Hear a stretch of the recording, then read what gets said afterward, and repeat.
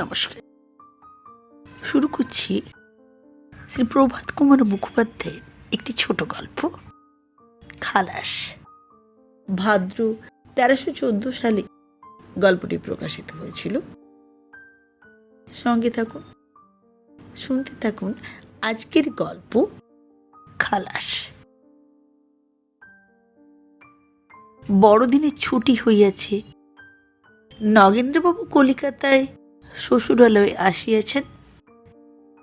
নগেন্দ্রবাবু পূর্ববঙ্গের একজন deputy magistrate. তিনি সম্প্রতি ফরিদ সিংহ জেলার সদরে বদলি হইয়াছেন। পূর্ব স্থান হইতে বদলি হইবার সময় স্বীয় স্ত্রীপুত্রকে কলিকাতায় রাখিয়া যান। বড়দিনের ছুটিতে তাহাদিগকেই লইতে আসিয়াছেন। এবার কলিকাতায় বড় ধুম, জাতীয় মহাসমিতির অধিবেশন। নগেন্দ্রবাবুর শ্বশুরালয় ভবানীপুরে। তাহার শ্বশুর মহাশয় পেনশনপ্রাপ্ত সাব জজ। তাহার 3টি শ্যালক আছেন। একজন হাইকোর্টের উকিল, একজন গভর্নমেন্ট অফিসে কেরানিগিরি করেন, অপরটি তাদৃশ কিছু করেন না, সভা সমিতিতে বক্তৃতা করিয়া বেড়ান। নগেন্দ্রবাবু বয়ক্রমে 27 বৎসর। এই 5 বৎসর ডেপুটি হইয়াছেন। ইনি MA পরীক্ষায় প্রথম হইয়াছিলেন। বিদ্যাবুদ্ধি যথেষ্টই আছে। সেজন্য ইহার শালী শালাজগণ ইহাকে নিঃসংকোচে ঘটিরাম বলিয়া ডাকেন। খোঁড়াকে খোঁড়া, কানাকে কানা বলিলেই তাহাদের রাগের বা দুঃখের কারণ হয়। পদচক্ষু বিশিষ্ট ব্যক্তি তাহা পরিহাস বলিয়াই গণ্য করেন। নগেন্দ্রবাবু ঘটিরাম সম্ভাষিত হইলে রাগ করিতেন না। কংগ্রেস অধিবেশনের পূর্বদিন ডেপুটিবাবু চা পান করিয়া বসিয়া আছেন। তাহার ছোট শ্যালক ও শ্যালিকাগণ তাহাকে ঘিরিয়া বসিয়া গল্প করিতেছে। গিরীন্দ্রনাথ বলিল, ফরিদ সিংহে এখন আর কোনো হাঙ্গামা আছে নাকি? হাঙ্গামা হুজ্জত এখন আর কিছু নেই। ইন্দুমতি বলিল, স্বদেশী কেমন চলছে? মন্দ চলছে না, তবে ফরিদ সিংহ যাবার আগে কাগজে যেরকম পড়তাম তেমন তো কই দেখিনি। সত্যেন্দ্র বলিল, তা তো হবারই কথা। বরাবর সমান তেজটা থাকে না। এই কলকাতাতেই প্রথম যেরকম দেখেছিলাম। ডেপুটি বাবু বলিলেন, তোমাদের কলকাতার চেয়ে ফরিদ সিংহে স্বদেশী ঢের বেশি। প্রকাশ্যভাবে সেখানে একখানি বিলাতি কাপড় কেনে কার সাধ্য? এক এক লাঠি কাঁধে ছেলেরা রাস্তায় পাহারা দিয়ে বেড়াচ্ছে। ছোট শ্যালক বলিল, জাতীয় বিদ্যালয়ের ছেলেরা? হ্যাঁ, অধিকাংশই তাই। অন্য স্কুলের ছেলেরাও আছে। মাস্টারেরা কিছু বলে না, হাল ছেড়ে দিয়েছে। আর পুলিশ? পুলিশকে তারা থোড়াই কেয়ার করে। বৈকালে বাজারে বেড়াতে বেড়াতে দেখেছি, পুলিশ ঘুরছে আর ছেলেরা বলছে, এজি এজি সিপাহী, দেখো হাম পিকেট কাটতা হ্যায়।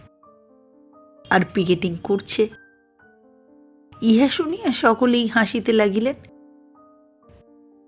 সত্যেন্দ্র বলিল, আচ্ছা নগেন বাবু, আপনি ফরিদ সিংহে গিয়ে এবার খোকাকে জাতীয় বিদ্যালয়ে ভর্তি করে দেবেন?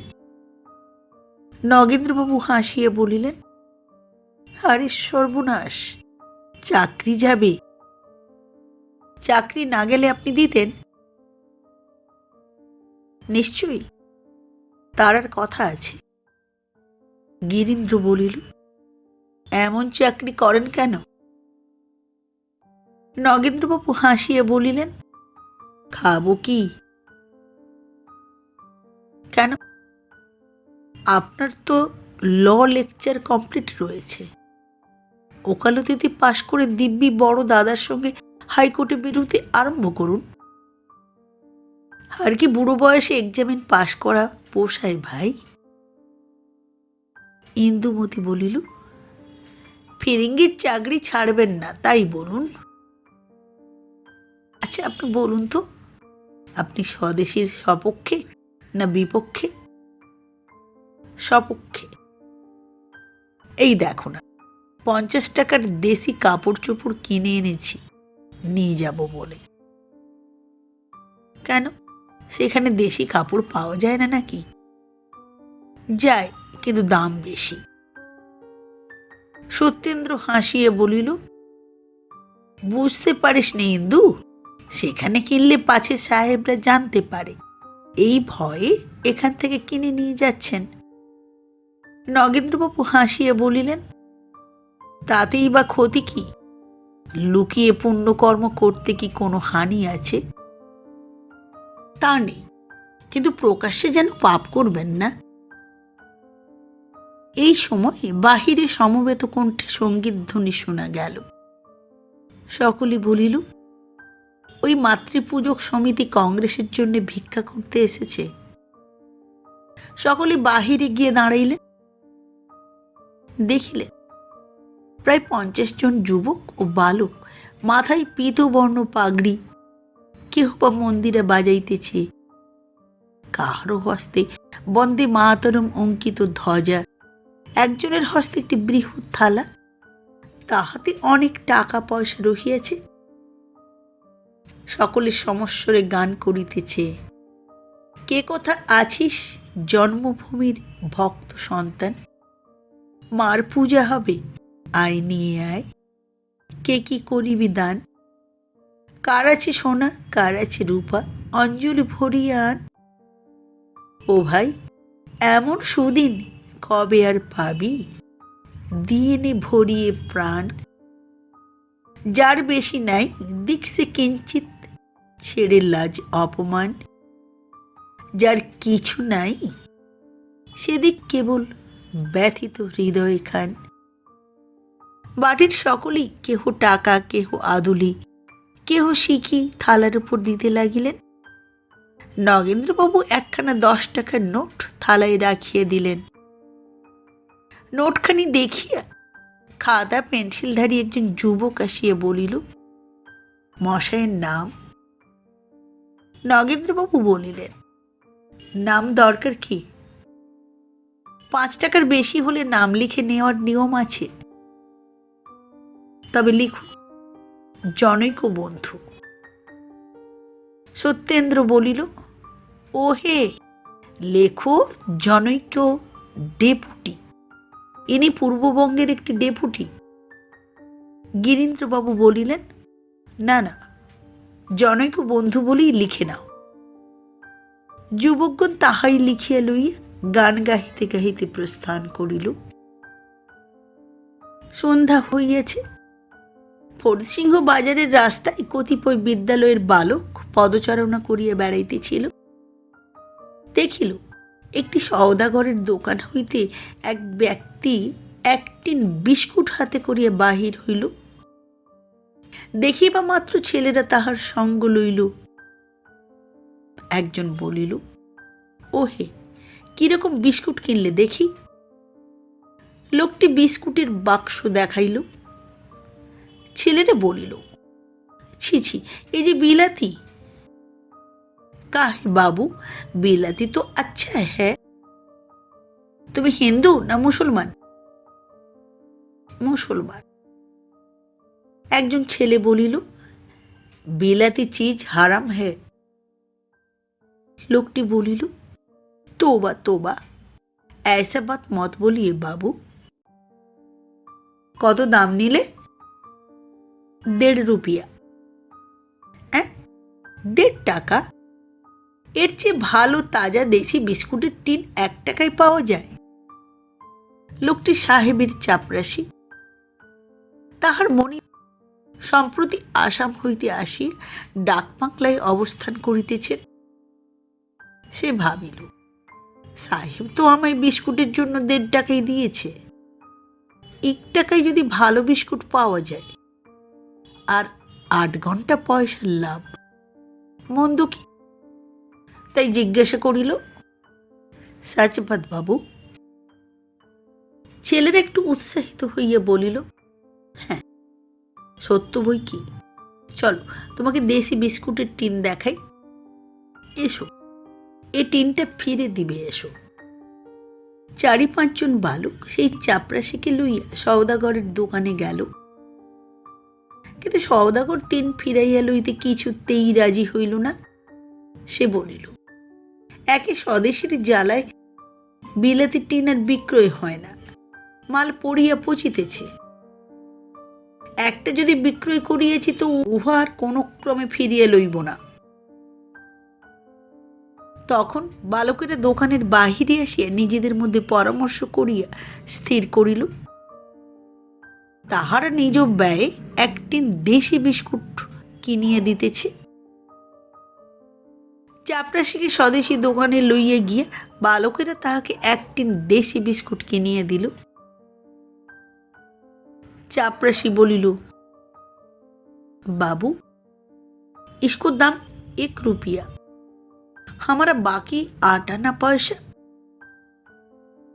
ছাত্রেরা দোকানে বলিল, 8 আনা পয়সা দিন তো, 1.5 টাকাই আমাদের নামে লিখে রাখুন, কাল দিয়ে যাব। 8 আনা লইয়া বালকেরা চাপরাশিকে দিল। চাপরাশি পয়সাগুলি পকেটে রাখিয়া বলিল, बाबू अच्छा बिस्कुट तो बहुत अच्छा, खा के देखो, और कभी बिलाती बिस्कुट मत खाओ, आराम है। तोबा तोबा বলিয়া চাপরাশি ডাক বাংলার অভিমুখে রওনা হইল। ছেলেটা বলিল, ভাই এ টিনটাকে বন্দে মাতরম করা যাক, এসো। বলিয়া টিন খুলিয়া বিস্কুটগুলো রাজপথে ছড়াইয়া দিল। বন্দে মাতরম এবং বিদেশি বাণিজ্যে পদাঘাত করিয়া এক লাথিতে রাস্তায় পার্শ্বস্থিত ড্রেনে ফেলিয়ে দিল। তখন সকলে আপন আপন গৃহে প্রস্থান করিল। চাপরাশি অল্প দূর হইতে সমস্ত ব্যাপারই দেখিল।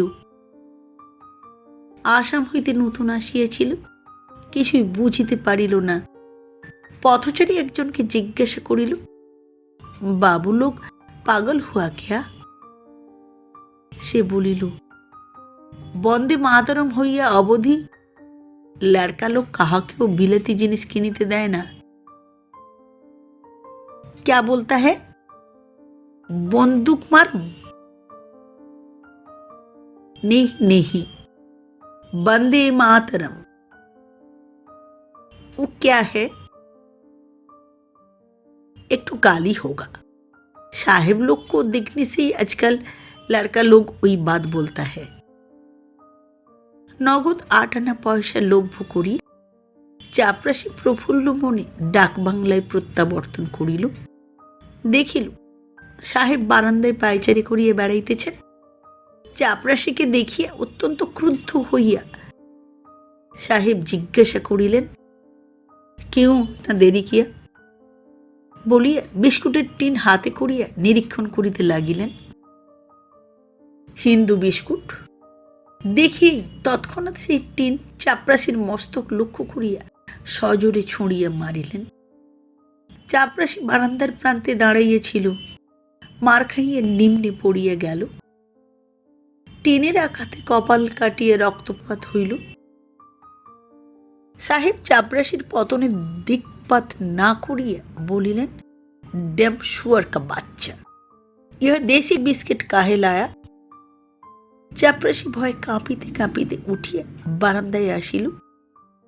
बोलिल, हुजूर हम बिलाती बिस्कुट पहले लिया था, लेकिन लेकिन क्या हुआ?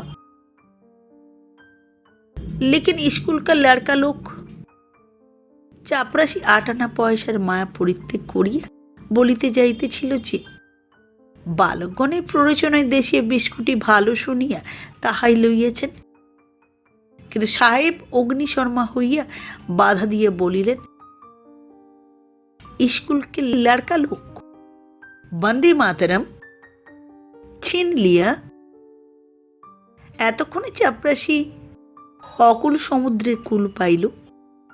বলিল, हाँ हुजूर, छीन लिया। काहे को दिया? हुजूर, वो लोग 20-25 आदमी है, हम अकेला क्या करे? সাহেব বুঝিলেন সংবাদপত্রে যাহা পাঠ করিয়া থাকেন হুবহু তাহাই ঘটিয়াছে। বলিলেন, उ डैम कवर्ड, पुलिस को काहे नहीं बुलाया? चापरासी बोलिल, हम पुलिस पुलिस बोल के बहुत चिल्लाया हुजूर, लेकिन कोई कांस्टेबल नहीं आया। लड़का लोग बिस्कुट तोड़ के रास्ते में छिटाई दिया और बंदूक मारो ना क्या बोल के सब बिस्कुट पैर से चूर चूर कर दिया। हम क्या करें हुजूर? हमारा पास अपना 1 रुपया था, तो वही 1 देसी बक्स ले लिया। 1 रुपया में तो बिलती टीन देता नहीं गरीब परवर। साहेब बोलिलेन, अच्छा, हम मैजिस्ट्रेट साहब का पास आ भी जाता, लड़का लोगों को हम जेल में भेजेगा। बोलिया टूपी लइया क्रोधे काঁপিতে কাঁপিতে সাহেব ক্লাব অভিমুখে যাত্রা করিলেন। ম্যাজিস্ট্রেট সাহেব, জজ সাহেব প্রভৃতি সেখানে উপস্থিত ছিলেন। কয়েকজন মেম সাহেবও ছিলেন। জজ ও ম্যাজিস্ট্রেট সাহেব বিলিয়ার্ড খেলিতেছিলেন। জয়েন্ট সাহেব, পুলিশ সাহেব ও তাহাদের মেমদ্বয় তাস খেলিতেছিলেন। সাহেব নিজ কার্ড ম্যাজিস্ট্রেট সাহেবকে পাঠাইয়া দেওয়া মাত্র তাহার আহ্বান হইল। তিনি প্রবেশ করিয়া বলিলেন, ভেরি সরি স্যার। তাহার পর সকল কথা খুলিয়া বলিলেন। ম্যাজিস্ট্রেট সাহেব শুনিয়া আগুনের মতো জ্বলিয়া উঠিলেন।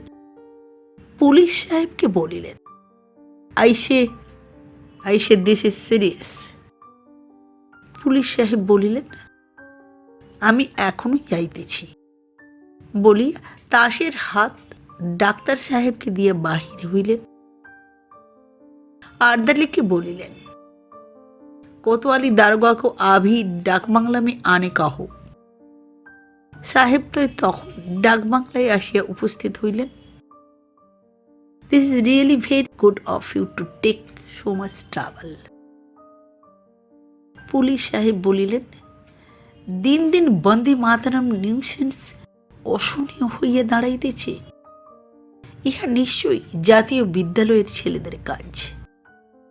সাহেব বলিলেন, don't mind, may offer you a বেগ।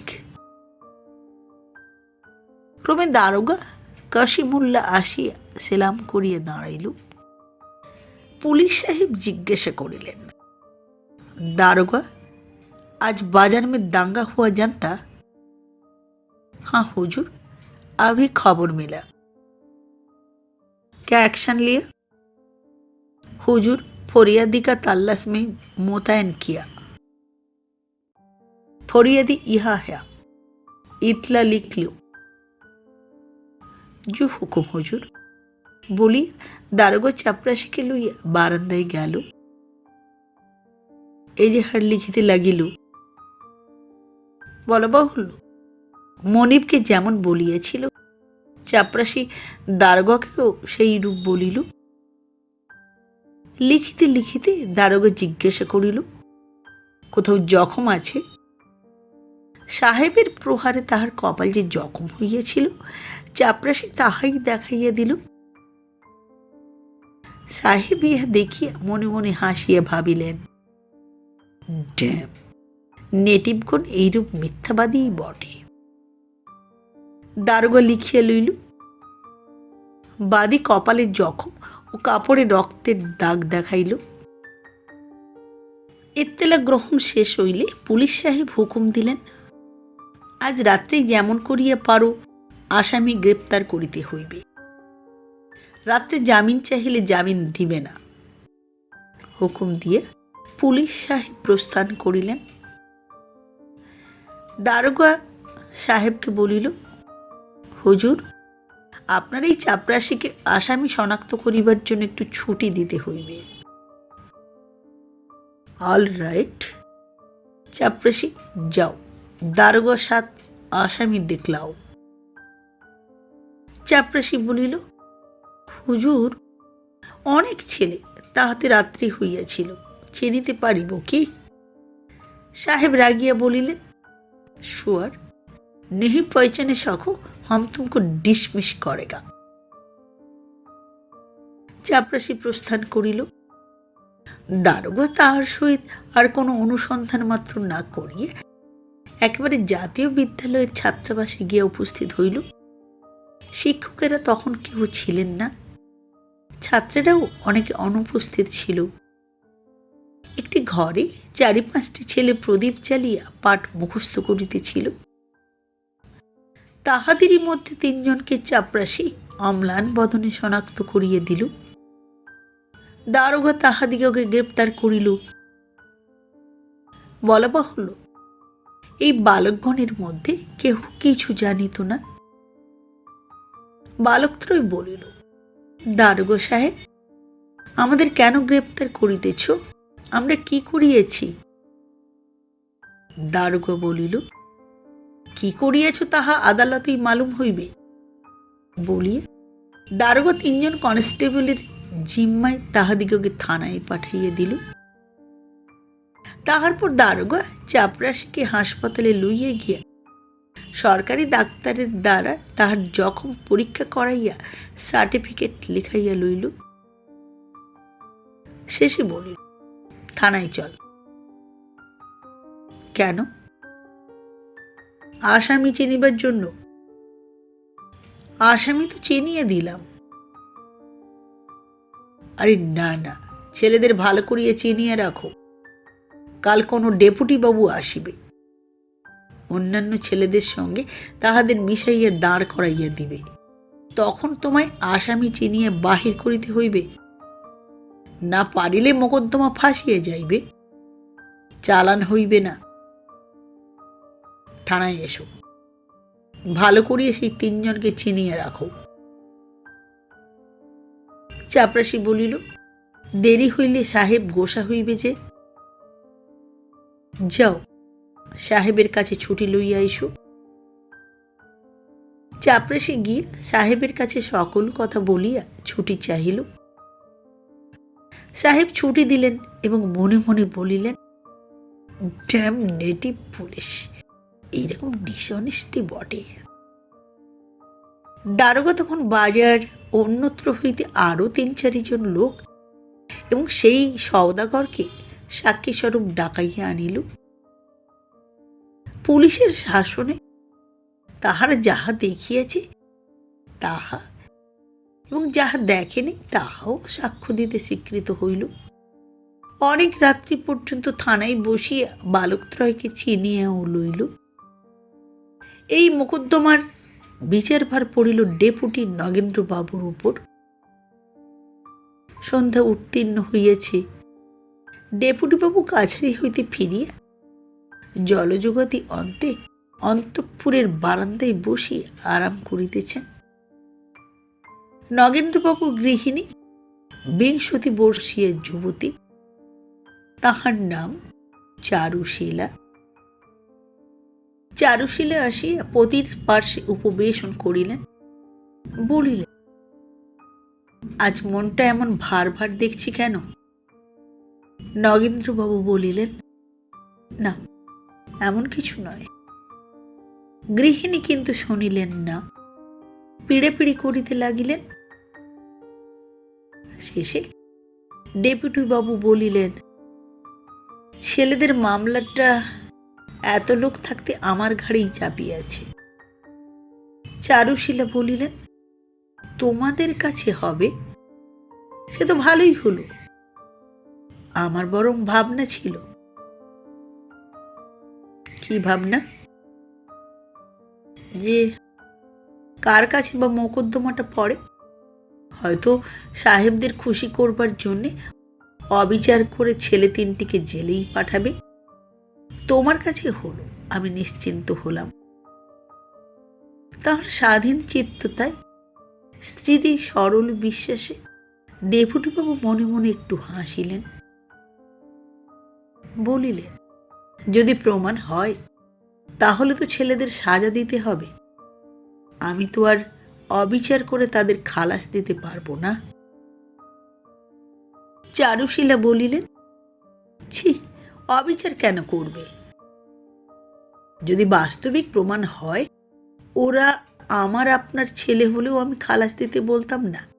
কিন্তু আমি যেরকম শুনলাম, ছেলেদের তো কিছু দোষ নেই। কোথায় শুনলে? এই সেদিন মুন্সিফবাবুর বাড়িতে বউ ভাতের নিমন্ত্রণে গিয়েছিলাম। সেখানে অনেকে বললেন যে ছেলেরা চাপরাশিকে রাজি করে তার কাছ থেকে বিলেতি বিস্কুটের টিন কিনে নিয়েছে, নিয়ে ভেঙেছে। কেড়েও নেয়নি, মারিও নি। তাছাড়া যে 3 জন ছেলেকে পুলিশ ধরেছে তারা মোটে সেখানে ছিলই না, কিছুই জানে না। ডেপুটিবাবু একটু দীর্ঘ নিঃশ্বাস ফেলিয়ে বলিলেন, এসব প্রমাণ হয় তবে না? খুব প্রমাণ হবে। কত লোকে দেখেছে, কত লোকে জানে। প্রমাণ হয়তো ভালোই। আর যদি প্রমাণ না হয়, কিছু জরিমানা করে ছেড়ে দিও। আহা, ছেলে মানুষ না বুঝে যদি একটা অন্যায় কাজ করেই থাকে, তবে কি তাহাদের জেলে দেবে, যেমন অন্য কয়েক জায়গায় হয়েছে? কিন্তু ডেপুটিবাবুর মনের বিষণ্ণতা দূর হইল না। এই সময় আর্দালি আসি একখানি পত্র দিল। ম্যাজিস্ট্রেট সাহেব লিখিয়াছেন, করল প্রাতে 8টার সময় ডেপুটিবাবু যেন সাহেবের সহিত সাক্ষাৎ করেন। পরদিন যথাসময়ে পোশাক পরিয়া নগেন্দ্রবাবু সাহেব ভবনে উপস্থিত হইলেন। আরো কয়েক ব্যক্তি দর্শনার্থী হইয়া বাহিরে বারান্দায় একখানি বেঞ্চির উপর বসিয়া অপেক্ষা করিতেছেন। নগেন্দ্রবাবু কার পাঠাইয়া দিলেন। 1 মিনিট পরে চাপরাশি এসিয়া তাহাকে অফিস কক্ষে লইয়া গিয়া বসাইল ও বলিল, সাহেব খাইতেছেন, এখনই আসিবেন। সাহেব আসিয়া করমর্দন করিয়া নগেন্দ্রবাবুকে বসাইলেন। বলিলেন, এখন টাউনের অবস্থা কিরূপ? এখন স্বাভাবিক অবস্থায় তো দেখা যায়। স্বদেশীওয়ালাদের মধ্যে বিশেষ কোনো উত্তেজনা নাই। কই, তেমন তো কিছুই দেখি না। নগেন্দ্রবাবু, আপনি স্বদেশী সম্বন্ধে কি মনে করেন? আগে যথার্থ স্বদেশী অর্থাৎ দেশের শিল্পোন্নতির যথার্থ চেষ্টা, সে খুব ভালো। তাহার প্রতি আমাদের সকলেরই সহানুভূতি আছে। কিন্তু এই হুল্লা, কাপড় পোড়ানো, এসব কি? নগেন্দ্রবাবু অপরাধীর মতো বলিলেন, ওগুলো ভালো নয়। বাই দ্য ওয়ে, সেই বিস্কিটের মোকদ্দমাটা আপনার ফাইলে আছে না? আগে হ্যাঁ। ছেলেদের কি স্পর্ধা! গরিব চাপরাশিকে মারিয়া কপাল ফাটাইয়া দিয়েছে। বিস্কিটগুলো রাস্তায় ছড়াইয়া তাহার উপর পৈশাচিক নৃত্য করিয়েছে। এসব ছেলে এখন হইতে যদি কঠিন শিক্ষাপ্রাপ্ত না হয়, তবে বড় হইলে ইহারা চোর ডাকাত হইয়া উঠিবে। ইহাদের বিশেষ শিক্ষা হওয়া আবশ্যক। নগেন্দ্রবাবু মেঝের কার্পেটের উপর দৃষ্টিবদ্ধ করিয়া নীরব রহিলেন। সাহেব বলিলেন, নগেন্দ্রবাবু, ফরিদ সিং কিরূপ স্থান মনে হইতেছে? আমি তো দেখিতেছি এখানে সমস্তই বড় দুর্মূল্য। কথোপকথনের বিষয় পরিবর্তনে নগেন্দ্রবাবু খুশি হইয়া বলিলেন, হ্যাঁ মহাশয়, সব জিনিসই এখানে বড় দুর্মূল্য। দুধ 4 আনা করিয়া সের। আমি যখন ভাগলপুরের জয়েন্ট ম্যাজিস্ট্রেট ছিলাম, সেখানে টাকায় 6টা করিয়া বড় বড় মুরগি পাওয়া যাইত। এখানে 1 টাকায় 2.5টা 3টার বেশি পাওয়া যায় না। সেখানে 10 টাকায় বাবুর্চি, বেয়ারা প্রভৃতি পাইতাম। এখানে 15 টাকা দিতে হয়। হ্যাঁ সাহেব, চাকর বাকরও এখানে বড় মহার্ঘ। আমাদের অল্প বেতন, কিছুতেই সংকুলন করিতে পারি না। সাহেব বলিলেন, আপনি এখন কোন গ্রেডে আছেন?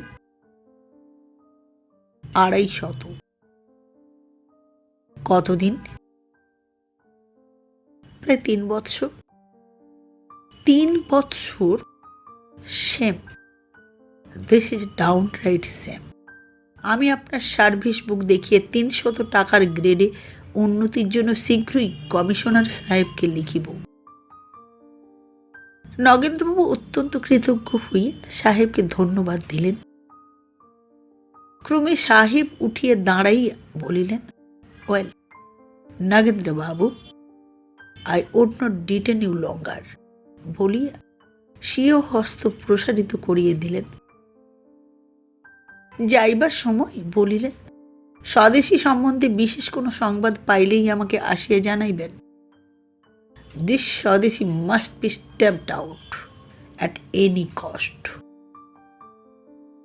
বেতন বৃদ্ধির সম্ভাবনায় উৎফুল্ল হইয়া নগেন্দ্রবাবু বলিলেন, হ্যাঁ হুজুর, আমার যথাসাধ্য আমি করিব। বাহিরে যাহারা পূর্বাবধি দর্শনার্থী হইয়া বসিয়াছিল, তাহাদের প্রতি গর্বিত দৃষ্টিপাত করিয়া নগেন্দ্রবাবু গাড়িতে উঠিলেন। ধার্য দিনে বালকত্রয়ের বিচার আরম্ভ হইল। যেদিন তাহারা গ্রেপ্তার হয়, তাহার পরদিন কয়েকটি প্রধান উকিলবাবু জামিন হইয়া তাহাদিগকে ছাড়াইয়া লইয়াছিলেন। তাহারাই নিজ অর্থ ব্যয়, নিজ বহুমূল্য সময় নষ্ট করিয়া মোকদ্দমার তদবির ও পরিচালনা করিতেছেন। চাপরাশি পূর্ব উক্তি বজায় রাখিল। জেরায় তাহাকে আসামি উকিল জিজ্ঞাসা করিলেন, সাহেব তাহাকে বিস্কুটের টিন ছুড়িয়া মারিয়া কপালে রক্তপাত করিয়াছে কিনা। সে অস্বীকার করিল, বলিল, কিল চর দ্বারাই ছেলেরাই ও জখম উৎপন্ন করিয়াছে। সাহেব ড্যাম নেটিভের পদানুসরণ করি বিস্কুটের টিন ছুঁড়িয়া মারা সাপ অস্বীকার করিলেন। বাজারের কয়েকজন লোক পথে বিস্কুট ভাঙা সম্বন্ধে সাক্ষ্য দিল, কিন্তু আসামিকে শনাক্ত করিতে পারিল না। ভাঙা বিস্কুটের টিনটা এবং ধূলি মিশ্রিত বিস্কুটের গুঁড়া কাগজে করিয়া পুলিশ কর্তৃক এক্সিকিউট হইল। সওদাগর আসামি ত্রয়কে শনাক্ত করিয়া বলিলে, ইহারা এবং অপর কয়েকজন চাপরাশির সহিত বিস্কুটের টিন ফিরাইয়া দিতে আসিয়াছিল। বাবুরা বাহির হইয়া গেলে কিঞ্চিত পরে দূর হইতে মুহুর্মুহু বন্দে মাতরম ধ্বনি শুনিয়াছিল। জেরাই বলিল, স্কুলের ছেলেরা তাহার দোকানের নিকট পিকেট করিয়া তাহার অনেক ক্ষতি করিয়াছে বটে, কিন্তু তজ্জন্য ছেলেদের উপর তাহার কোনো রাগ বা শত্রুতা নাই। হাসপাতালের ডাক্তার বলিলেন, কপালের জখম কোনো শানিত কঠিন বস্তুর দ্বারা হইয়াছে। জেরাই বলিলেন, চর কিল দ্বারা ওরূপ জখম হওয়া অসম্ভব। বাদীর সাক্ষী শেষ হইলে সাফাই সাক্ষীর জন্য দিন ধার্য হইল। স্বদেশী দোকানের কর্মচারী আসি প্রকৃত ঘটনা বলিল। আরও বলিল যে ছাত্রগণ দোকানে আসিয়াছিল, তাহাদের মধ্যে এখানে কেহ নাই। একজন ডাক্তার বলিলেন, তিনি পথ দিয়ে যাইতেছিলেন, চাপরাশি স্বেচ্ছায় বিলাতি বিস্কুটের টিন ছেলেদের দিয়েছেন দেখিয়েছেন। দেশি বিস্কুট কিনিবার জন্য ছাত্রের সঙ্গে সে স্বদেশী দোকানে গিয়েছে, তাহাও দেখিয়েছেন। পুলিশের জেরায় ডাক্তারবাবু স্বীকার করিলেন যে স্বদেশী দোকানে তাহার 200 টাকার শেয়ার আছে এবং তিনি নিজে একজন পাক্কা স্বদেশী। ডাকবাংলার খানশ্যামা আসিয়া সাক্ষ্য দিল, সাহেব যে চাপরাশিকে টিন ছুঁড়িয়া মারিয়াছেন তাহা সে বলিল। সেই টিনে কপাল কাটিয়ে জখম হইয়াছে। বাজার হইতে যখন আসে তখন জখম ছিল না। পুলিশের জেরায় খানসামা স্বীকার করিল যে উকিলবাবুগণ মাঝে মাঝে তাহার নিকট ভৃত্য পাঠাইয়ে মুরগির রোস্ট, কাটলেট প্রভৃতি ফরমাইশ দেন। সন্ধ্যার পর একটু গা ঢাকা হইলেই ভৃত্যগণ আসিয়া সেসব খাদ্য লইয়া যায়।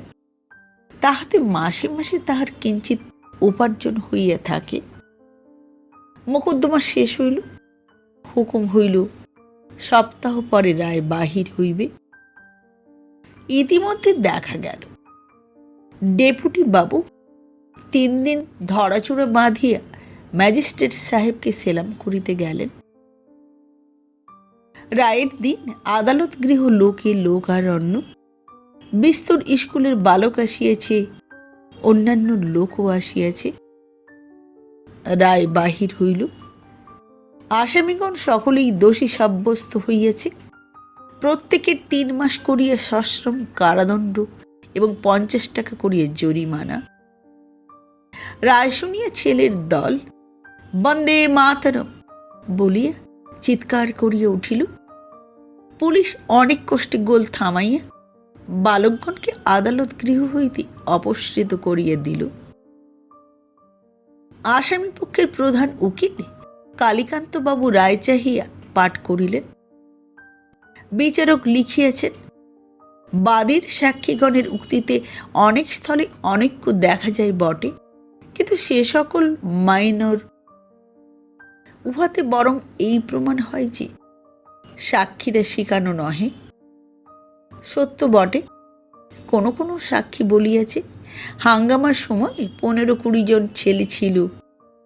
আবার কেহ কেহ বলিয়াছে 50-60 জন ছিল, কিন্তু কেহই গণনা করিয়া দেখে নাই। অনুমানে ভুল হওয়া আশ্চর্য নহে। বাদী বলিয়াছে ছেলেরা চড় চাপড় মারিয়া তাহার কপালে ক্ষত করিয়াছে, কিন্তু ডাক্তার বলিতেছেন কোনো কঠিন শানিত দ্রব্যেই ক্ষত হইয়াছে, চড় চাপড়ে হইতে পারে না। ইহার উপর আসামির উকিল বিশেষ জোর দিয়ে বলিতেছেন যে ঘটনা মিথ্যা। কিন্তু আমার বিবেচনায় ওই সময়ে বাদী এত ভীত ও বিমূঢ় হইয়াছিল যে তাহাতে বালকেরা ঠিক কি প্রকারে আঘাত করিয়াছে তাহা স্মরণ রাখা তাহার পক্ষে অসম্ভব। সাফাই সাক্ষীগণের সমস্ত কথাই যে মিথ্যা তাহাতে কোনো সংশয় নাই। সকলেই তথাকথিত স্বদেশীর দল। উকিল বলিয়েছেন ডাক বাংলার খানসামা উকিলবাবুগণের বিশেষ অনুগৃহীত ব্যক্তি, যে 12 মাসের খরিদ্দারকে চটাইয়া আসাম হইতে আগত সাহেবের পক্ষাবলম্বন করিয়া সত্য বলিতে পারে না, ইত্যাদি। উকিলবাবু রায়ের নকল বাহির করিয়া লইয়া জজ সাহেবের নিকট আপিল দায়ের করিয়া জামিনের হুকুম লইলেন। এই সংবাদ শ্রবণ মাত্র বালকগণ ভীষণ রবে বন্দে মাতরম ধ্বনি করিয়া উঠিল। কোথা হইতে একখানা গাড়ি আনিয়া তাহাতে বালকত্রয়কে বসাইয়া ঘোড়া খুলিয়া নিজেরা গাড়ি টানিয়া শহরময় ঘুরিয়া বেড়াইল এবং সমস্বরে গাহিতে লাগিল, ওদের বাঁধন যতই শক্ত হবে মোদের বাঁধন ততই টুটবে। সেদিন ডেপুটি বাবু ক্ষুণ্ণ মনে গৃহে প্রত্যাবর্তন করিলেন। চোর যেন চুরি করিয়া ফিরিল, খুনি যেন খুন করিয়া আসিয়াছে। ডেপুটি বাবুর চক্ষু অবনত, মুখ কালিমাময়। গৃহে আসিয়া দেখিলেন চারুশীলা মুখখানি বিমর্ষ করিয়া চুপ করিয়া বারান্দার কোণে বসিয়া আছেন। ডেপুটি বাবু বুঝিলেন এ বিমর্ষতার কারণ কি। বস্ত্র পরিবর্তন করিয়া স্ত্রীর নিকট অগ্রসর হইয়া জিজ্ঞাসা করিলেন, কি গো, অমন করে বসে কেন? চারুশীলা নিরুত্তর। কি হয়েছে? মাথাটা ধরেছে। মাথা ধরেছে? কখন ধরল। এসো দেখি, রুমালে একটু অডিকলন ভিজিয়ে মাথায় বেঁধে দিই, এখনই সেরে যাবে। চারুশীলা স্বামীর দিকে না চাহিয়া বলিলেন, থাক, দরকার নেই। ভাবগতিক দেখি নগেন্দ্রবাবু সরিয়া গেলেন। দাসী তাহার চা জলখাবার আনিয়ে দিল। অন্যদিন গৃহিণী এ সময় উপস্থিত থাকিতেন, আজ তিনি অনুপস্থিত। বুকের ভিতরটা কে যেন পাথর বোঝাই করিয়ে দিয়েছে। জলখাবার ফেলিয়ে রাখি কেবল চাটুকু নিঃশেষে পান করিলেন। নগেনবাবু তাহার হাতটি ধরিয়ে বলিলেন, আজ একটা ভালো খবর আছে, বলবো মনে করে কত আমোদ করে এলাম, আর তুমি রাগ করে বসে রইলে। স্বামীর আগ্রহাতি সহ্যে চারুশীলা উঠিয়া আসিলেন। নগেনবাবু বলিলেন, আজ সাহেব আমার 50 টাকা বেতন বৃদ্ধির জন্য কমিশনার সাহেবকে অনুরোধপত্র লিখেছেন। এ কথা শুনি চারুশীলার চক্ষু যুগল দিয়ে প্রবল বেগে অশ্রু বাহির হইল। নগেনবাবু বলিলেন, ও কি, চোখের জল ফেলো কেন? বলিয়া এক হাতে স্ত্রীর হাতটি ধরিয়ে অন্য হাতে চোখের জল মোছাইতে চেষ্টা করিলেন। চারুশীলা হাত ছাড়াইয়া লইয়া বলিলেন, ওগো, আজ আমায় মাপ করো, আজ আমার কাছে এসো না, কোনো কথা বলো না, বলিয়া তিনি চলিয়া গেলেন। নগেন্দ্রবাবু বাহিরে বারান্দায় আসিয়া বসিলেন। আরেকবার তামাকের হুকুম করিলেন। ধূমপান করিতে করিতে তাহার মানসিক অশান্তি আরো বর্ধিত হইয়া উঠিল। মনে হইল যেদিন কর্মে প্রবেশ করিয়াছিলেন সেদিন কি ছিলেন, আর আজ কি হইয়াছেন। আজ চারুশীলা তাহাকে কাছে আসিতে, কথা কহিতে বারণ করিয়াছে। আজ তিনি পতিত, কলঙ্কিত। পবিত্র বিচারাসনে বসি জানিয়া শুনিয়া আজ তিনি অবিচার করিয়া আসিয়াছেন। আজ কি প্রথম? কিসের জন্য? কেবল দগ্ধ উদরের জন্য? বহু বর্ষব্যাপী শিক্ষা সাধনার ফল, ধর্মবুদ্ধি, বিবেক, কর্তব্য নিষ্ঠা শুধু দগ্ধ উদরের জন্য ভাসাইয়া দিয়েছেন। ছি ছি! পূর্বকালে অর্ধ শিক্ষিত অশিক্ষিত ডেপুটিরা ঘুষ লইত, তাহাদের মার্জনা ছিল। সুশিক্ষাভিমানী নগেন্দ্রবাবু গভর্নমেন্টের নিকট হইতে পদবৃদ্ধি স্বরূপ ঘুষ লইয়া বিচারাসন কলঙ্কিত করিয়াছেন, তাহার কি মার্জনা আছে?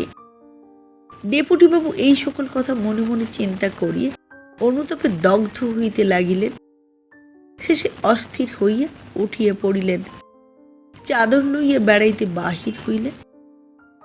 অন্ধকার অন্ধকার পথ খুঁজিয়া সে পথগুলিতে অনেকক্ষণ বেড়াইলেন। সারা রাত্রি ভালো নিদ্রা হইল না। আজ মফস্বল যাইব। সকালে আহারাদি করিয়া প্রস্তুত হইলেন। ইহা শুনিয়া চারুশীলা আসিলেন। স্বামীর মুখপানে চাহিয়া তাহার মনের অবস্থা বুঝিতে পারিলেন। বুঝিয়ে সতীর মন করুণায় দ্রবীভূত হইল। কাছে আসিয়া বলিলেন, কবে ফিরবে? কাল সকালেই ফিরব, দেরি করো না। কেন? দেরি হলে তোমার দুঃখ কি? স্বামীর এই অভিমান বাক্যে কোমল হৃদয় ব্যথিত হইল। তিনি স্বামীর বক্ষে মুখ লুকাইয়া নীরবে অশ্রুপাত করিতে লাগিলেন। নগেন্দ্রবাবু বলিলেন, ও কি, শান্ত হও, এখনই কেউ এসে পড়বে। কিন্তু চারুশীলার দুঃখ দ্বিগুণ বর্ধিত হইল। নগেন্দ্রবাবু বলিলেন, তোমার এই দুঃখ আমি আর দেখতে পারি না, যা হবার তা হয়ে গেছে। এখন কি করলে তুমি সুখী হও বলো? চারুশীলা স্বামী বক্ষ হইতে মুখ অপসৃত করিয়া বলিলেন, আমায় একটি ভিক্ষা দেবে? কি বলো? এ চাকরি ছাড়ো। যে চাকরি বজায় রাখবার জন্য অধর্ম করতে হয় যে চাকরিতে কাজ কি? আমি তোমার 300 টাকা চাইনি। আমি এ ধন দৌলত সোনা রূপো চাইনি। তুমি যদি মাস্টারি করেও আমায় মাসে 50 টাকা এনে দাও, আমি তাতেই সংসার চালিয়ে নেব। এ কথা শুনি ডেপুটি বাবু এক মুহূর্ত মাত্র ভাবিয়ে বলিলেন, তাই হবে। বাহিরে গাড়ি এসে দাঁড়াইয়াছিল। ট্রেনের সময় সন্নিকট। ডেপুটি বাবু বলিলেন, তাই হবে, তুমি কেঁদো না। বলি পত্নীকে সস্নেহে চুম্বন করিয়া বাহিরে আসিলেন। পরদিন প্রভাতে চাপরাশি ডাক লইয়া আসিল। ডেপুটি বাবু তখনও মফস্বল হইতে ফেরেন নাই। চারুশীলা দেখিলেন কয়েকখানি চিঠির সঙ্গে এক বোঝা সংবাদপত্র। এত সংবাদপত্র কোনোদিন আসে না। একখানি খুলিয়ে দেখিলেন সন্ধ্যা পত্রিকা। ফরিদ সিংহে ঘটিরাম লীলা নামক একটি প্রবন্ধ রহিয়াছে। তাহার চারি পার্শ্বে লাল কালির রেখাঙ্কিত। ছাত্রদের মোকদ্দমার উল্লেখ করিয়া সন্ধ্যা তাহার নিজস্ব অপভাষায় নগেন্দ্রবাবুকে ভয়ঙ্কর গালি দিয়েছে। সমস্ত প্রবন্ধ পাঠ করিবার ধৈর্য চারুশীলের রহিল না। অপর একখানি পত্রিকা খুলিয়ে দেখিলেন, তাহাও ওই তারিখের সন্ধ্যা। ওই প্রবন্ধ লাল পেন্সিল দ্বারা রেখাঙ্কিত। এইরূপ গণিয়ে দেখিলেন ভিন্ন ভিন্ন প্যাকেটে ভিন্ন ভিন্ন ব্যক্তি সেই তারিখের 17খানা সন্ধ্যা কলিকাতা হইতে সকৌতুকে নগেন্দ্রবাবুর নামে পাঠাইয়া দিয়েছে। পাছে স্বামীর দৃষ্টিপথে পতিত হয় এই আশঙ্কায় সমস্ত সন্ধ্যাগুলি চারুশীলা লইয়া জ্বলন্ত চুল্লি মধ্যে নিক্ষেপ করিলেন। বেলা 9টার সময় ডেপুটিবাবু ফিরিলেন এবং তাড়াতাড়ি আহারাদি করিয়ে কাছারি গেলেন। চারুশীলা পুত্রকে বলিলেন, আজ স্কুলে গেলি নে? না, আজ যাব না। কেন, ছুটি আছে নাকি? না। তবে স্কুলে গেলে ছেলেরা আমায় বলি আর বলিতে পারিল না। তার চক্ষু দিয়ে টস টস করিয়া জল পড়িতে লাগিল। ইতিমধ্যেই পথে ঘাটে অন্যান্য বালকেরা তাহাকে অপমান করিয়াছে। চারুশীলা বুঝিলেন, বলিলেন, তবে থাক, আমারও একটু কাজ আছে। দ্বীপ প্রহরে গাড়ি ডাকিয়া পুত্রর সঙ্গে লইয়া তিনি বাহির হইলেন। কালীকান্তবাবু উকিলের বাড়ি গিয়া তাহার স্ত্রীর সহিত সাক্ষাৎ করিলেন। সেদিন সেখানে আরও 2-3টি উকিলের স্ত্রী সমবেত হইয়াছিলেন। চারুশীলাকে দেখিয়ে অন্যান্য মহিলারা কোনো কথা বলিলেন না, মুখ ভার করিয়া রহিলেন। কালীকান্ত বাবু স্ত্রী তাহাকে অভ্যর্থনা করিয়া বসাইলেন, কিন্তু সেই অভ্যর্থনা পূর্ববারের মতো সাদর নহে। চারুশীলা বসিয়ে অন্যান্য কথার পর ছেলেদের মোকদ্দমার কথা তুলিলেন। একটি মহিলা বলিলেন, ওটা বড়ই দুঃখের বিষয় হয়েছে। কালীকান্ত বাবু স্ত্রী বলিলেন, আপিলে বোধহয় টিকবে না, ওরা বলছিলেন। একজন বলিলেন, তবে যদি স্বদেশী মোকদ্দমা বলে সাহেবরা অবিচার করে? চারুশীলা জিজ্ঞাসা করিলেন, আপিলের দিন কবে হয়েছে জানে? কবে ঠিক বলতে পারি না, শীঘ্রই হবে। ছেলেরা কলকাতা থেকে কোনো ভালো ব্যারিস্টার নিয়ে আসুক। সে অনেক টাকা খরচ, ছেলেরা কোথায় পাবে? চারুশীলা অবনত মস্তকে বলিলেন, টাকা আমি দেব। এ কথায় সকলে একটু বিস্মিত হইলেন। কালীকান্ত বাবুর স্ত্রী বললেন, আপনি দেবেন কেন? চারুশীলা মনে যাহা ছিল মুখে তাহা ব্যক্ত করিলেন না। করিলে তাহা প্রতিনিন্দার মতো শোনায়।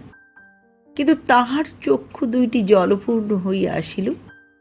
বলিলেন, আপনারা এই মোকদ্দমায় ছেলেদের সাহায্যের জন্য কত টাকা ব্যয়, কত ত্যাগ স্বীকার করছেন। আমি কি এর জন্য কিছু ত্যাগ স্বীকার করবার অধিকারী নই? আমি একজোড়া বালা আর একজোড়া অনন্ত এনেছি, এ বেচলে 1000 টাকার উপর হবে। এই টাকা দিয়ে কলকাতা থেকে ছেলেদের আপিলের দিন কোনো ভালো ব্যারিস্টার আনাবার বন্দোবস্ত করুন। মনে একটু শান্তি যাতে পাই তার উপায় করুন। ইহা বলিতে বলিতে চারুশীলার গণ্ড বহিয়া অশ্রু ঝরিল। কালীকান্ত বাবু স্ত্রী গহনাগুলি লইলেন, বলিলেন, আচ্ছা উনি বাড়ি আসুক। ছেলেদের আপিল শেষ হইয়া গিয়েছে। কলিকাতা হইতে বড় ব্যারিস্টার আনা হইয়াছিল, কিন্তু কিছু হইল না। জজ সাহেব আপিল ডিসমিস করিলেন। ছেলেরা জেলে গিয়েছে, হাইকোর্টে মোশনের বন্দোবস্ত হইতেছে। এদিকে নগেন্দ্রবাবু স্ত্রী যে গহনা বিক্রয় করিয়া ছেলেদের সাহায্য করিয়াছেন, তাহা শহরময় রাষ্ট্র হইয়া গিয়েছে। ম্যাজিস্ট্রেট সাহেবের কানেও এ কথা উঠিয়াছে। শুনিয়া অবধি তিনি নগেন্দ্রবাবুর উপর বড় কঠোর আচরণ করিতেছেন। ইতিমধ্যে একদিন কার্যোপলক্ষে সাহেব খাস কামরায় নগেন্দ্রবাবুকে তলব করিয়েছিলেন।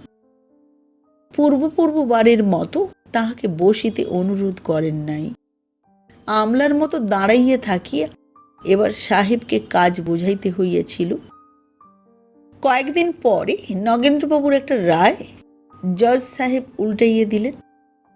এই উপলক্ষে নগেন্দ্রবাবুর দোষ না থাকিলেও কার্যে ভুল ধরিয়া আমলাগণের সমক্ষে নগেন্দ্রবাবুকে সাহেব অভদ্রভাবে কটূক্তি করিলেন।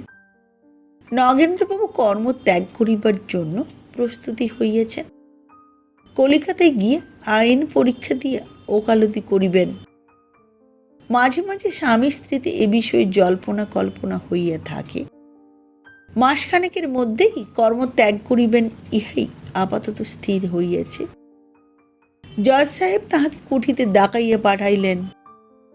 পূর্বে শতপ্রবৃত্ত হইয়া মাঝে মাঝে তিনি ম্যাজিস্ট্রেট সাহেবকে সেলাম করিতে যাইতেন। ইদানিং আর যান নাই। সেদিন প্রভাতে পোশাক পরিয়ে গাড়ি করিয়া নগেন্দ্রবাবু সাহেবের কুঠিতে উপস্থিত হইলেন। নিজ কার্ড পাঠাইয়া দিলেন। ম্যাজিস্ট্রেট সাহেবের রীতি ছিল, হাকিম কিংবা বড় জমিদার আসিলে অফিস কামরায় তাহাদিগকে অপেক্ষা করাইতেন। চুনাপুটি দরের লোক আসিলে তাহাদিগকে বারান্দায় বেঞ্চে বসিয়া থাকিতে হইত। আজ চাপরাশি ফিরিয়া তাহাকে সেই বেঞ্চিতে বসিতে অনুরোধ করিল। সেখানে কয়েকজন চুনাপুটি পূর্ব হইতে বসিয়াছিল। তাহাদের সহিত এক আসনে না বসিয়া নগেন্দ্রবাবু পায়চারি করিয়া বেড়াইতে লাগিলেন। বুঝিলেন সাহেব তাহাকে ইচ্ছা করিয়া অপমান করিতেছে। কিয়ৎক্ষণ বেড়াইবার পর ভিতর হইতে একজন চাপরাশি ছুটিয়া বাহির হইয়া বলিল, বাবু जूता का आवाज मत कीजिए, साहेब गुस्सा होता है, बेंच पर बैठिए। दंते ओष्ठ दंशन करिए नगेंद्रबाबू बेंचे उपवेशन करिलेन। चूनापुटीगण ताहाके देखिया ससम्भ्रमे एकटु सरिया बसिल। इतिमध्ये आरो दुइजन सेलामार्थी आसिया बेंचे बसिल। नगेंद्रबाबू रुमाल बाहिर करिया मुहुर मुहुर कपालेर घाम मुछिते लागिलेन।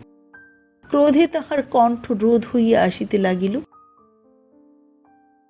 ক্রমে সাহেব অফিস কামরায় আসিলেন। প্রথমে ডাকাইয়া পাঠাইলেন নগেন্দ্রবাবুকে নয়, যাহারা নগেন্দ্রবাবুর পূর্বে আসিয়াছিলেন তাহাদের একে একে ডাক পড়িল। যাহারা পরে আসিয়াছিলেন তাহাদেরও ডাক পড়িল। শেষে নগেন্দ্রবাবু একা বেঞ্চে অধিষ্ঠান করিতে লাগিলেন। এই সময়টা তাহার যে কিরূপভাবে কাটিয়েছিল তাহা তিনিই জানেন এবং তাহার ইষ্ট দেবতাই জানেন। এই সময়ের মধ্যে নগেন্দ্রবাবু দন্তে দন্ত দৃঢ়বদ্ধ করি প্রতিজ্ঞা করিলেন, কর্ম পরিত্যাগ করিবেন। 1 মাস পরে নহে, অদ্যই। অবশেষে নগেন্দ্রবাবুর ডাক পড়িল।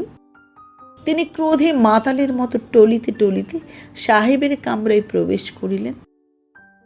অন্যদিনের মতো সাহেব আজ উঠিয়া দাঁড়াইয়া তাহার সহিত করমর্দন করিলেন না। Good morning sir. Good morning বাবু। অন্যদিন হলে সাহেব বলিতেন, নগেন্দ্র বাবু। সাহেব বিলক্ষণ জানিতেন, শুধু বাবু বলিয়া সম্ভাষিত হইলে পদস্থ বাঙালি অপমান বোধ করে। নগেন্দ্রবাবু ইহাও লক্ষ্য করিলেন, কিন্তু তাহার মন কর্তব্য স্থির করিয়া লইয়াছিল। এই আঘাতে নতুন কোনো বেদনা অনুভব করিল না। সাহেব চুরুট মুখে করিয়া বলিলেন, শহরে এখন স্বদেশীর অবস্থা কিরূপ? নগেন্দ্রবাবু বলিলেন, ভালোই। শুনিয়া সুখী হইলাম। ইহা বিস্কিট মোকদ্দমার কঠিন শাস্তির সুফল। নগেন্দ্রবাবু মনে মনে একটু হাসিলেন, বলিলেন, আপনি বোধহয় আমার কথাটা ভুল বুঝিলেন। ভালোই অর্থাৎ স্বদেশীর পক্ষে ভালোই, গভর্নমেন্টের পক্ষে নয়। সেই মোকদ্দমার পর হইতে লোকের স্বদেশীপন দৃঢ়তর হইয়াছে। সাহেব যেন একটু আশ্চর্য হইয়া নগেন্দ্রবাবুর মুখপানে চাহিলেন, বলিলেন, তবে ভালোই কেন বলিলেন? আপনি কি একজন স্বদেশী নাকি? নগেন্দ্রবাবু গর্বিতভাবে বলিলেন, স্বদেশী আন্দোলন হইয়া অবধি এক পয়সার বিলাতি দ্রব্য আমার গৃহে আসে নাই। সাহেবের মুখ ও কর্ণক্রোধে লাল হইয়া উঠিল। তিনি জানিতেন যে অনেক সরকারি কর্মচারী লুকাইয়া লুকাইয়া স্বদেশীয়তা রক্ষা করে, কিন্তু সাহেবের সাক্ষাতে এমন করিয়া দর্প তো কেহ করে না। তিনি বুঝিলেন যে এই ঔদ্ধত্য প্রকাশ করিয়া নগেন্দ্রবাবু সদ্যপ্রাপ্ত অপমানের প্রতিশোধ লইতেছেন। সাহেব বলিলেন, হ্যাঁ, আমি শুনিয়াছি বাঙালি মহিলারা স্বদেশী বিষয়ে পুরুষগণের অপেক্ষাও দৃঢ়তর। বলিয়া সাহেব একটু হাসির ভান করিলেন। একটু পরেই বলিলেন, বাই দ্য ওয়ে, শুনিলাম নাকি আপনার স্ত্রী ওই মোকদ্দমার আপিলে 1000 টাকা দিয়ে ছেলেদের সাহায্য করিয়েছেন। ইহা সত্য নাকি? সত্য। হাইকোর্টে মোশন হইবে, তাহার খরচ বহন করিতে আমার স্ত্রী প্রস্তুত হইয়াছেন। সাহেব নিজ ধৈর্য রক্ষা করিতে পারিলেন না। আবার তাহার মুখ রক্তবর্ণ হইয়া উঠিল। বলিলেন, এটা কি গভর্নমেন্টের বিরুদ্ধাচরণ নয়? নগেন্দ্রবাবু অত্যন্ত গম্ভীর হইয়া বলিলেন, সম্ভবত, কিন্তু ঈশ্বরকে ধন্যবাদ, আমরা গভর্নমেন্টের চাকর নহেন। ক্রোধের সহিত বিস্ময়ের ভাবও সাহেবের মনে আধিপত্য করিতে লাগিল। তিনি এতদিন চাকরি করিতেছেন, এ প্রকার তেজের কথা তো বাঙালির মুখে অদ্যাবধি শুনেন নাই। সাহেব বুঝিলেন, আজ নগেন্দ্রবাবু তাহাকে অপমান করিবার জন্য বদ্ধপরিকর হইয়াছেন। আচ্ছা, তাহার অমুক ওষুধও সাহেবের কাছে আছে, তাহা প্রয়োগ করিলেন। চাকরিগত প্রাণ বাঙালি এখনই নতজানু হইয়া ক্ষমা ভিক্ষা করিবে। এই ভাবিয়া তিনি বলিলেন, সে কথা যাও, আজ যে জন্য আপনাকে ডাকিয়েছি তাহা বলি। সম্প্রতি আপনার কাজকর্মে অত্যন্ত শিথিলতা দেখা যাইতেছে। আপনি যদি এখনই সাবধান না হন, তবে আপনার বেতন বৃদ্ধির অনুরোধপত্র আমাকে তো প্রত্যাহার করিতে হইবেই। হয়তো আপনাকে ডিগ্রেড করিতেও বাধ্য হইতে পারি। এই কথা বলি সাহেব নগেন্দ্রবাবুর মুখের পানে সাগ্রহে দৃষ্টিপাত করিলেন। ঔষধ ধরিল কিনা? বাবুর মুখ নিশ্চয়ই ভয়ে বিবর্ণ হইয়া যাইবে এবং তিনি ক্ষমা প্রাপ্তির জন্য আকুল হইয়া উঠিবেন। কিন্তু তাহা হইল না। নগেন্দ্রবাবুর মুখে অল্পে অল্পে একটু ঘৃণা মিশ্রিত হাস্যরেখা ফুটিয়া উঠিল। তিনি বলিলেন, তাহা স্বচ্ছন্দে আপনি করিতে পারেন, কারণ উহাতে আমার কোনো ক্ষতি হইবে না। সাহেব অধিকতর আশ্চর্য হইয়া বলিলেন, তাহার অর্থ কি? আমি স্থির করিয়াছি কর্ম হইতে অবসর গ্রহণ করিব। অদ্যই অফিসে আমার কর্মত্যাগপত্র আপনার হস্তগত হইবে। আমাকে মাসান্তে যাহাতে বিদায় দিতে পারেন, বিলম্ব না হয়, অনুগ্রহপূর্বক সে চেষ্টা করিলে অত্যন্ত বাধিত হইব। শুনিয়া সাহেব যেন আকাশ হইতে পড়িলেন। বাঙালি বাঙালি হইয়া এত বড় চাকরিটা এক কথায় ছাড়িতে উদ্যত হইয়াছে। নগেন্দ্রবাবু পকেট হইতে ঘড়ি খুলিয়া দেখিলেন। দেখি দণ্ডায়মান হইয়া বলিলেন, আমি আর আপনার সময় নষ্ট করিব না, গুড মর্নিং। সাহেব অন্য মনস্ক হইয়া দাঁড়াইয়া উঠিয়া বলিলেন, গুড মর্নিং। 1 মাস কাটিল। আজ নগেন্দ্রবাবুর চাকরির শেষ দিন। বিকালবেলা দেখা গেল তাহার এজলাসের বাহিরে বহু সংখ্যক স্কুলের বালক সমবেত হইয়াছে। অনেকের হাতে বন্দে মাতরম ধ্বজা। তিনি বাহির হইবা মাত্র বালকেরা তাহাকে পুষ্পমাল্যে বিভূষিত করিল। একখানি ফেটন গাড়ি আনিয়াছিল, তাহাতে নগেন্দ্রবাবুকে আরোহণ করিতে অনুরোধ করিল, কিন্তু নগেন্দ্রবাবু সম্মত হইলেন না। বালকেরা জিদ করিতে লাগিল, বলিল, ঘোড়া খুলিয়া আজ তাহাকে তাহারা টানিয়া লইয়া যাইবে। পথ দিয়ে একজন গ্রাম্য ও একজন নাগরিক নিরক্ষর লোক যাইতেছিল। ব্যাপারখানা বুঝিতে না পারিয়া গ্রাম্য ব্যক্তি জিজ্ঞাসা করিল, বাবুর শাদী নাকি? নাগরিক ব্যক্তি উত্তর করিল, বাবুর জেল হইছিল, আজ খালাস হইছে। আজকাল দেখি বাবুদের জেল থেকে খালাস হইলে এই রকমটা করে। এদিকে বালকেরা নগেন্দ্রবাবুকে টানিবার জন্য বিস্তর পিড়াপিড়ি করিল, কিন্তু নগেন্দ্রবাবু কিছুতেই রাজি হইলেন না। অন্যদিনের মতোই পদব্রজে গৃহে প্রত্যাবর্তন করিলেন। 2 মাস ব্যাপী বিচ্ছেদের পরে আজ স্বামী স্ত্রীর মধ্যে পুনর্মিলন সংগঠিত হইল। নমস্কার। খালাস গল্পটি পাঠ করে শোনালাম। আবার দেখা হবে আগামী পর্বে এটি নতুন গল্প নিয়ে।